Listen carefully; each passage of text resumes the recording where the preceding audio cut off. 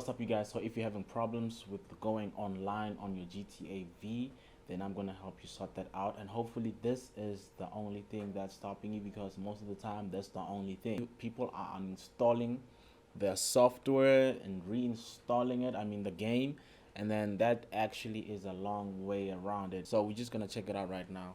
And so what you're gonna do is that, if possible, you can go, if you're using Steam, you can go into your Steam, right? You go into library, and then you go into your GTA V, you go into manage, you go into browse local files. All right, so in this way you'll be in your GTA V directory. All right, so this is the easiest way to go about it. If you're not, then I assume that your game will be on your desktop. So what you can do is that you can right click on your game. So mine is right here. Thing is, all right, then right click, then go for open file location. Right, once you open your file location, you're gonna arrive at the same place that I did direct you using the Steam method. So what we're gonna do now is that we're gonna go into command line. All right, you double click on it, and then if it doesn't show anything but it asks you how you want to open it, you have to choose the editor. Is it the notepad? Yes, the notepad. I'm sorry, the notepad. And what you're gonna come across is this. It might have more stuff, but what we're gonna focus on is the, okay, I don't know if you can see it, sorry, my thing is in, it's in 4K.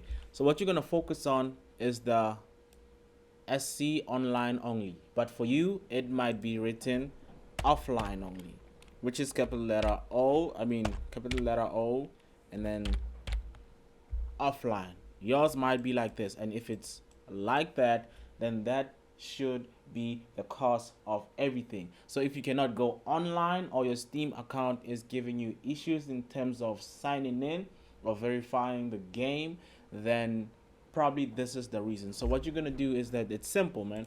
Just come on here, remove the off, and then put the N.